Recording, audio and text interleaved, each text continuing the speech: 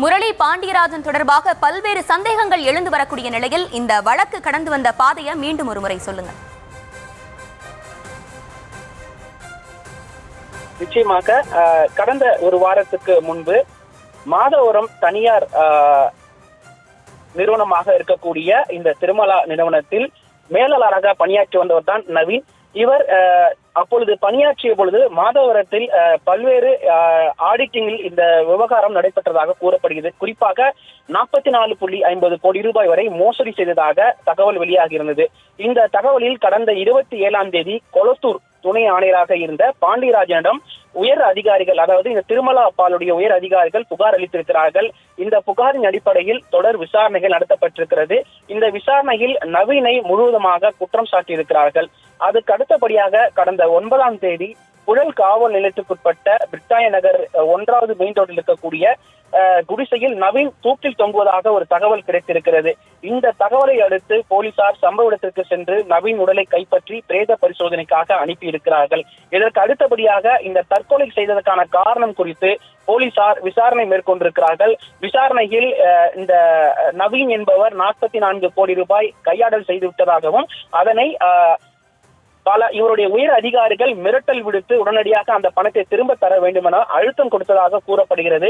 அது மட்டும் இல்லாமல் நவீன் இந்த விவகாரம் தொடர்பாக அவர் சாவதற்கு முன்னாக ஒரு சூசைட் நோட் எழுதியிருக்கிறார். இது தனது காரணம் என எழுதியிருக்கிறார்.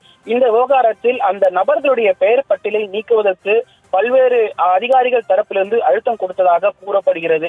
இந்த நிலையில்தான் நவீன் பணத்தை திரும்ப கொடுப்பதாக ஏற்கனவே ஒப்புக்கொண்டதாகவும் ஆனால் அதை மீறியும் அவருக்கு மன உளைச்சலை பால் நிறுவன அதிகாரிகள் கொடுத்ததாகவும் கூறப்படுகிறது. அதனால்தான் அவர் தூக்கிட்டு தற்கொலை செய்து கொண்டதாக கூறப்படுகிறது.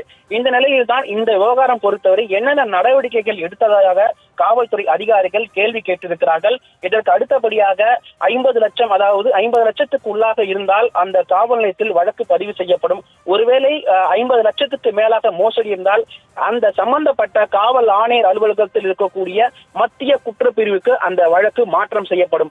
ஆனால் இந்த வழக்கை பொறுத்தவரை 44 கோடி ரூபாய் வரை மோசடி என கொடுத்தவுடன் ஏன் இதை மத்திய குற்றப்பிரிவுக்கு மாற்றம் செய்யப்படவில்லை என உயர் அதிகாரிகள் துணை ஆணையர் பாண்டியராஜனிடம் சரமாரியான கேள்விகள் கேட்டிருக்கிறார்கள். அதற்கு அவர் உரிய பதில் அளிக்கவில்லை என கூறப்படுகிறது. ஆகவே இந்த விவகாரத்தை பொறுத்தவரை உண்மையிலேயே 44 கோடி ரூபாய் கையாடல் செய்யப்பட்டதா அல்லது அந்த பால் நிறுவனத்தில் என்னென்ன குளறுபடிகள் நடந்திருக்கிறது என்பது தொடர்பாக பல்வேறு விதமான கேள்விகளை துணை ஆணையர் பாண்டியராஜனிடம் உயர் அதிகாரிகள் கேள்வி கேட்டிருக்கிறார்கள்.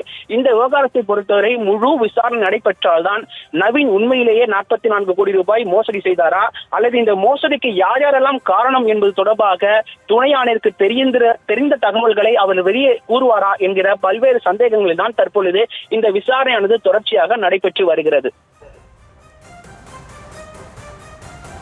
முரளி, திருப்புவனம் அஜித்குமார் கொலையின் காயம் ஆறும் முன்னே திருமலா நிறுவனர் தற்கொலை வழக்கு ஒரு பரபரப்பை ஏற்படுத்தி இருக்கக்கூடிய நிலையில அதிகாரிகளால் அரசுக்கு கெட்ட பெயரா அப்படின்ற ஒரு கேள்விதானே எழுது. அதை பத்தி சொல்லுங்க. நிச்சயமாக திருப்புவனம் வழக்கை பொறுத்தவரை குற்றம் சாட்டப்பட்ட நபரை 5க்கும் மேற்பட்ட காவல்துறையினர் சரமாரியாக தாக்கி இருக்கிறார்கள். அவர் உயிரிழந்தார். இந்த விவகாரத்தை பொறுத்தவரை உடனடியாக அந்த காவலர்கள் கைது செய்யப்பட்டிருக்கிறார்கள். சம்பந்தப்பட்ட காவல் கண்காணிப்பாளர் பணியிடம் மாற்றம் செய்யப்பட்டிருக்கிறார். இந்த வழக்கை பொறுத்தவரை உண்மையிலேயே இந்த திருமலா நிறுவனத்தில் 44 கோடி ரூபாய் கையாடல் செய்தது உண்மை என்றால் அந்த 44 கோடி ரூபாய் யார் யாருக்கெல்லாம் சென்றிருக்கிறது, எந்தெந்த வங்கிகளுக்கு சென்றிருக்கிறது, இந்த திருமலாவுடைய உயர் அதிகாரிகளுக்கும் இதில் பங்கு இருப்பது என்பது தெரிய வந்திருக்கிறது. ஆகவே இந்த அழுத்தமானது இவர் மேலாளராக இருக்கின்ற காரணத்தினால் நவீன் என்பவருக்கு அதிகப்படியான அழுத்தம் கொடுக்கப்பட்டிருக்கிறது. மன உளைச்சல் இருந்த நவீன் என்ன செய்வது என்று தெரியாமல் பணத்தை தான் தருவதாக ஒப்புக்கொள்கிறார். இதனை அடுத்து பணம் கொடுத்தால் கூட நாங்கள் சும்மா விட மாட்டோம் என அந்த திருமலா பாலுடைய உயர் அதிகாரிகள் அவரை மிரட்டியதாக கூறப்படுகிறது. ஆகவேதான் நவீன் அவருடைய வீட்டிலிருந்து நண்பர் வீட்டுக்கு வந்து தூக்கிட்டு தற்கொலை செய்து கொள்கிறார். அதற்கு முன்னதாக ஒரு வாக்குமூலத்தையும் மெயில் மூலமாக அனுப்பியிருக்கிறார். அந்த மெயிலையும் காவல்துறையினர் வெளியிட்டிருக்கிறார்கள். இந்த விவகாரத்தை பொறுத்தவரை உண்மையிலேயே நவீன் தற்கொலை செய்து கொண்டதற்கான காரணம் என்ன, அவருக்கு யார் அந்த அளவுக்கு நெருக்கடி கொடுத்தது, மன உளைச்சல் ஆகும் அளவிற்கு யார் இது போன்ற ஒரு செயலில் ஈடுபட்டது என்பது தொடர்பாக காவல்துறையினர் உண்மையிலே விசாரித்திருந்தால் இந்த விவகாரத்தில் முடிவு எளிதாக கிடைத்திருக்கும். ஆனால் துணை ஆணையர் சிறிது காலம் விசாரித்துவிட்டு அவர் விடுப்பில் சென்று விடுகிறார். இந்த வழக்கு இதற்கு அடுத்தபடியாக பூதாகாரமாக வெடித்த பிறகுதான் உண்மையான விசாரணை காவல்துறையினர் மேற்கொள்ளவில்லை என்பது தெரிய வந்திருக்கிறது.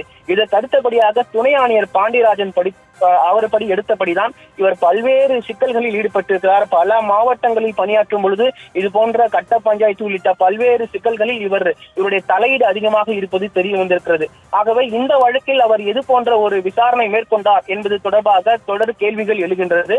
இந்த நிலையில் தான் இந்த விவகாரம் ஊடகங்களில் வெளியான பிறகு தற்பொழுது காவல் ஆணையர் அலுவலகத்திலிருந்து உயர் அதிகாரிகள் பாண்டியராஜனை உடனடியாக ஆஜராக சொல்லி அவர்கள் கட்டளையிட்டிருக்கிறார்கள்.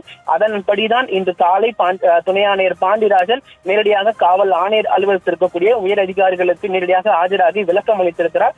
ஆகவே அவருடைய விசாரணைக்கு பிறகாக இந்த வழக்கு எப்படி செல்லும், உண்மையிலேயே அந்த 44 கோடி ரூபாய் அந்த இடத்தில் கையாடல் செய்யப்பட்டிருக்கிறதா, இதற்கு யார் யாரெல்லாம் உள்ளே தலையீடாக இருக்கின்றார்கள், இதில் ஒருவேளை காவல்துறையிடம் இதற்கு செயல்பட்டிருக்கிறார்களா என்பது தொடர்பான முழு விசாரணையானது காவல்துறை உயர் அதிகாரிகள் கொடுத்தால் மட்டுமே தெரிய வரும் என்பது இந்த விசாரணையில் தெரிய வருகிறது.